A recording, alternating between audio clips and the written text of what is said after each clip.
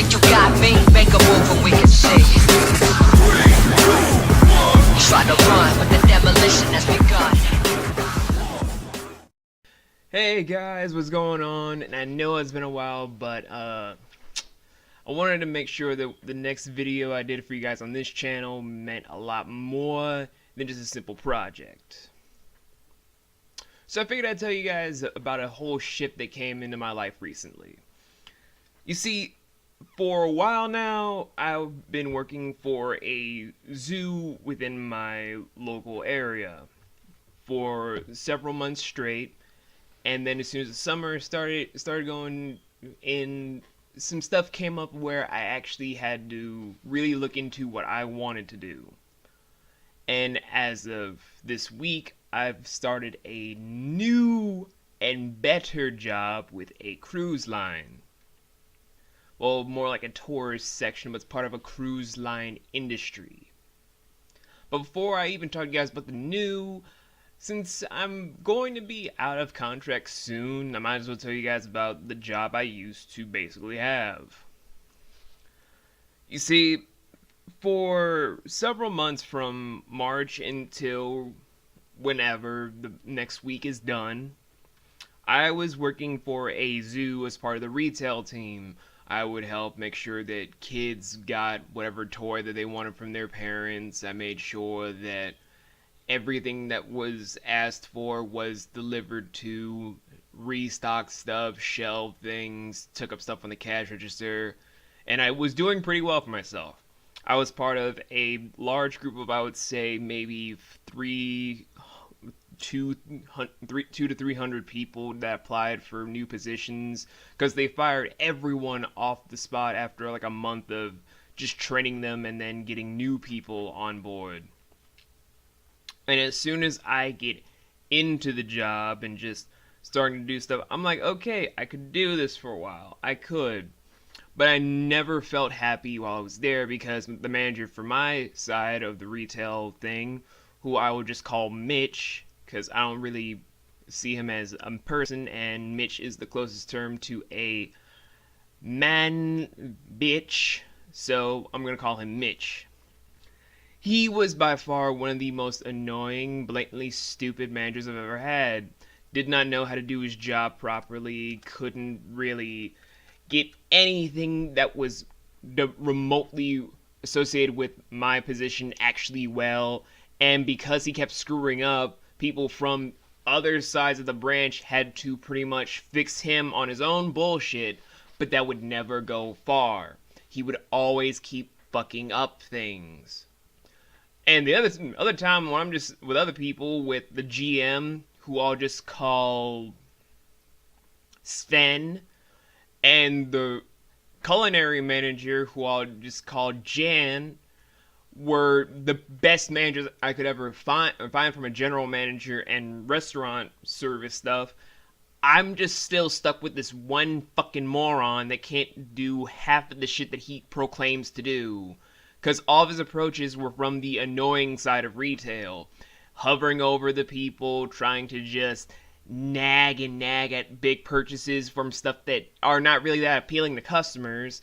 And when the job is all done, he would just try to make it seem like it was your fault because he didn't try to go throughout the procedure that he kept badgering you about for weeks on end.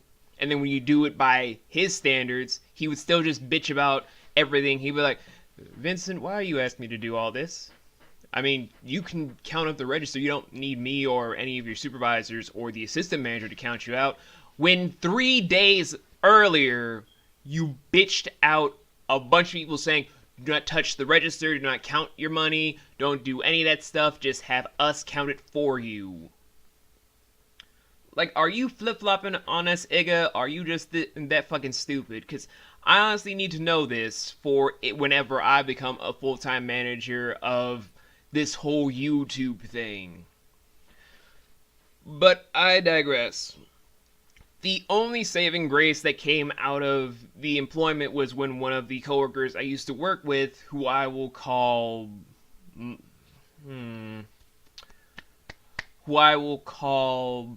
Matthew, was promoted to assistant manager, at least I had someone else in the management team that I could talk to, that I could convey stuff and actually get actual contact information for.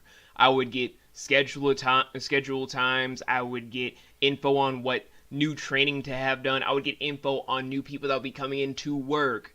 That way I knew the people I would be interacting with.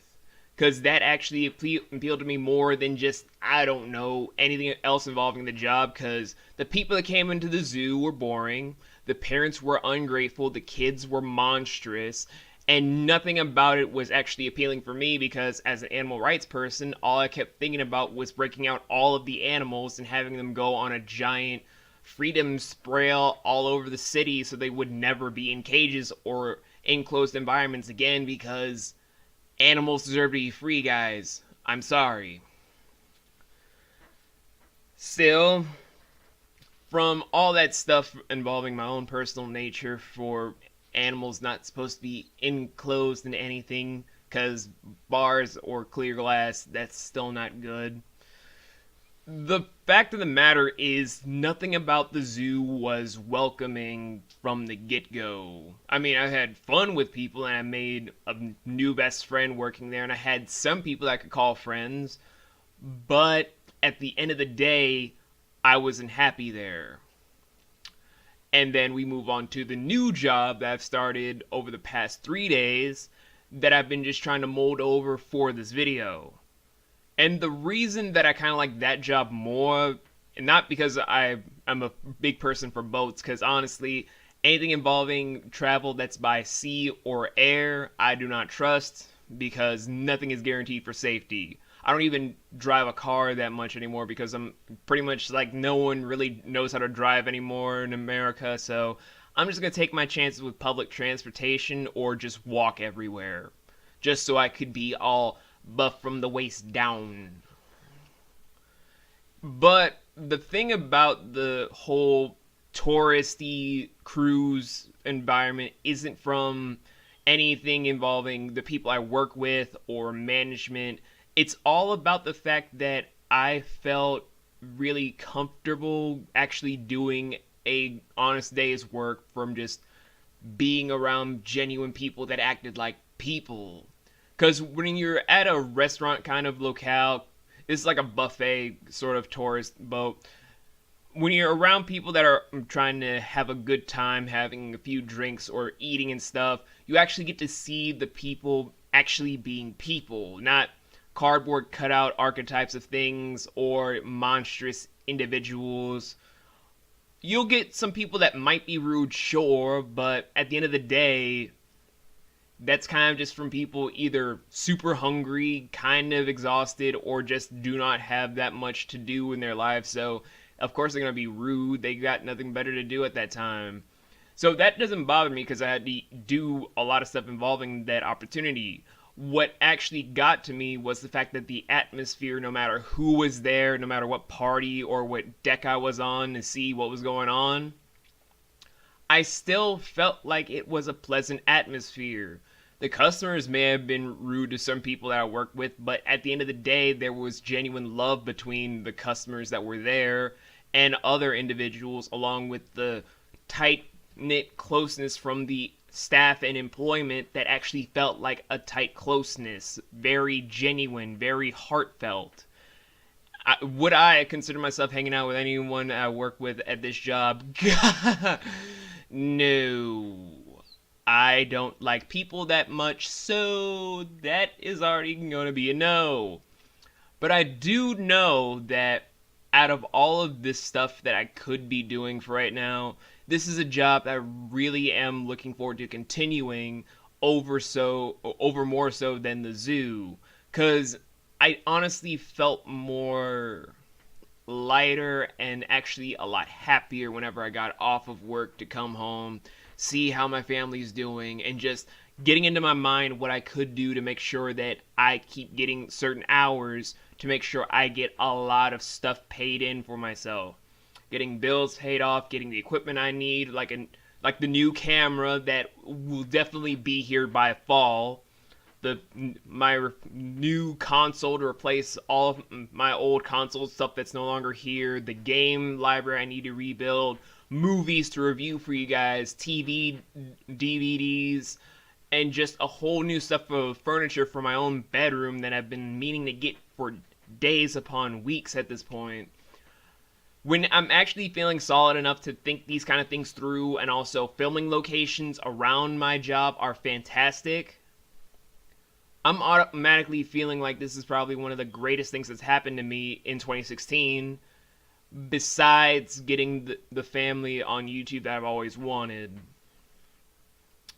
And with that all being said, though, I hope this is a good shot of greatness, because if this were to continue, I would actually show vlogs for you guys on my days off riding the boat.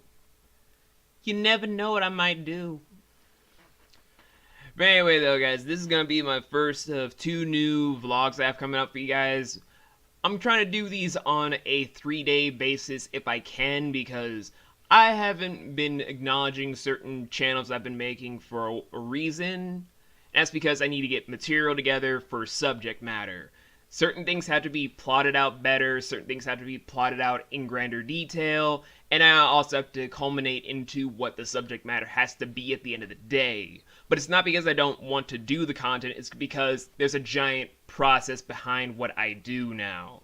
I'm not trying to jump into something after watching a couple of things and then bam, all of a sudden I'm there. I'm trying to be consistently intellectual with my choices, if that is something that makes sense.